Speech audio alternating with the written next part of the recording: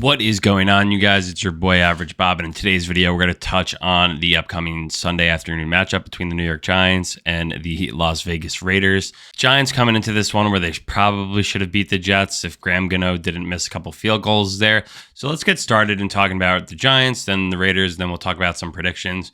So right off the bat, the Giants are going to be without a couple key players. Tyrod Taylor got hurt in the second quarter of last week versus the Jets, so he was replaced by Tommy DeVito. So Tyrod Taylor is out of this upcoming game. Not sure if we'll see Tommy DeVito play. He'll definitely be suiting up, as Daniel Jones is likely to return. It was really weird. The Giants announced that Danny Dimes was fully cleared for contact or whatever, like right after the game. So I guess they were just trying to protect him for an extra week. And again, it is a neck injury, and it's not like the Giants offensive line is going to continually to get better as the season progresses and guys have been hurt. Do have some guys coming back to help the offensive line. Andrew Thomas has to eventually play again at some point this year. The Giants give him a monster contract this offseason, and he hasn't played since week 1. And really, I think he has to completely man up and look at the situation. Not that it really matters anymore with the Giants record the way it is, but he should have came back a little bit earlier. And it's like, dude, your left tackle with a hamstring injury, like, come on, man. Other key injuries include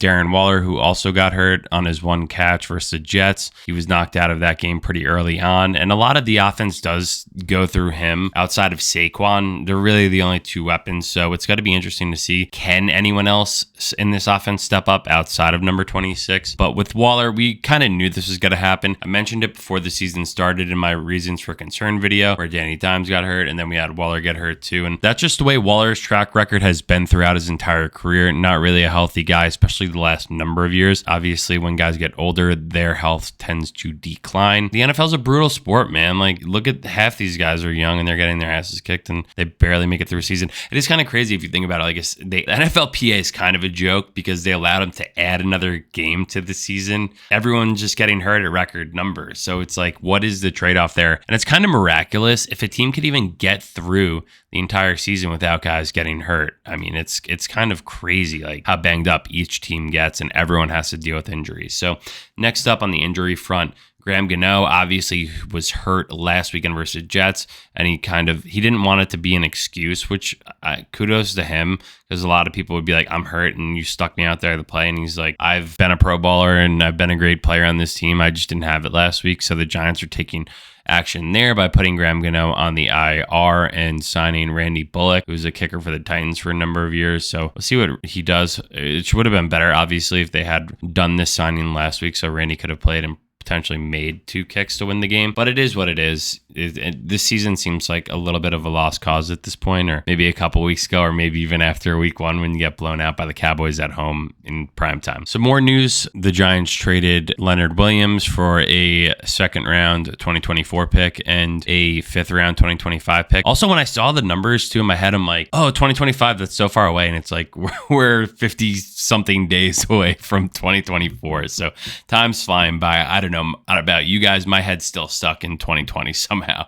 Up next, let's dive into talking about the Raiders, as they have been a dumpster fire this entire season. They just fired their coach and general manager, and now they're also getting rid of Jimmy Garoppolo at quarterback, where we'll see Aiden O'Connell make his pro debut. It's interesting. Will they let Aiden O'Connell even throw? Because when the Giants put Tommy DeVito into last week's game, obviously the weather was pretty bad, but they didn't trust him to throw. All 3 of his passes, I think, were batted down, and the Giants finished with -9 total passing yards. Will other teams allow their guys to pass, or will they just say, our season's over, like, let's just play a quarterback who we can't even trust to throw the ball? Interesting, the Giants took that approach last week. But to continue on the Raiders, you will see a familiar face on the sideline for the Raiders in the great Antonio Pierce, who won a Super Bowl with the Giants. He'll be is making an appearance, his first coaching debut as the interim head coach for the Raiders. So Antonio Pierce, Giants fans love that guy because he was such a fun guy to watch play for all of those years, because had a large gap at the linebacker position for a very long time, and Antonio Pierce gave a lot of stability at that position.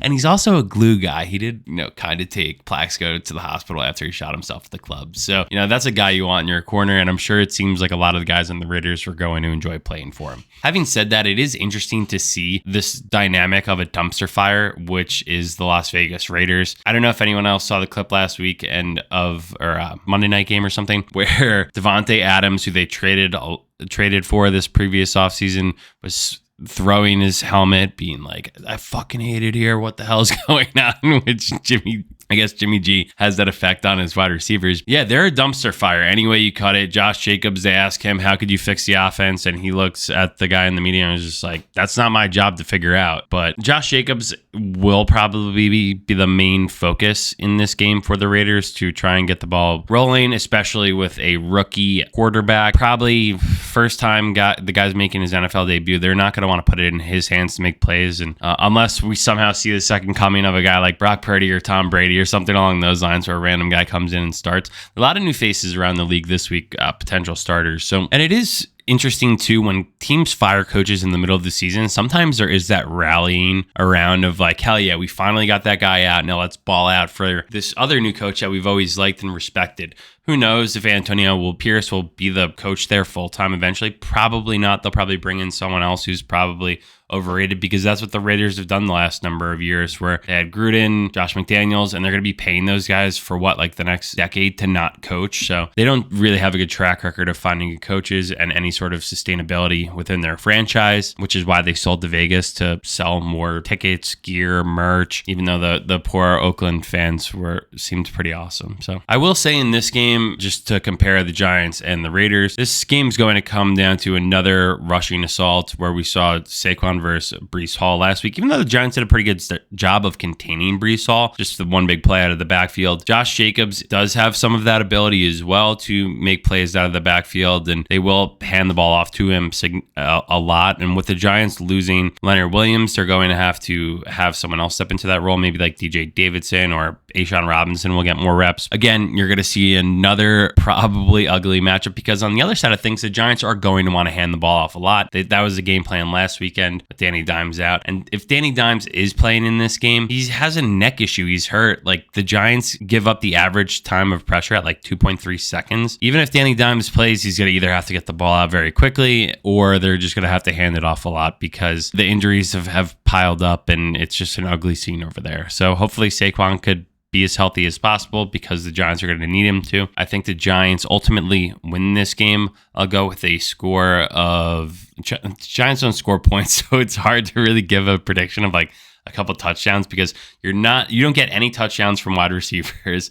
So I'm going to say I'll give Saquon a touchdown. I'll give Danny Dimes or who's ever playing quarterback a touchdown, and Randy Ball kicks a field goal. So I'll say 17 to the Raiders, 10. Anyway, let me know what you guys think about how this matchup's going to go. Personally, I'll be betting the Giants money line and with the 1.5 that I'm currently seeing on Sportsbook. So that's just the way I think the Giants get back in the winning column. They should have won last week, so they get it right versus a team that somehow could be worse than them, with cleaning house, new quarterback, disgruntled, aging veteran playmakers everywhere. Sometimes the grass isn't always greener. Anyway, thank you guys for watching.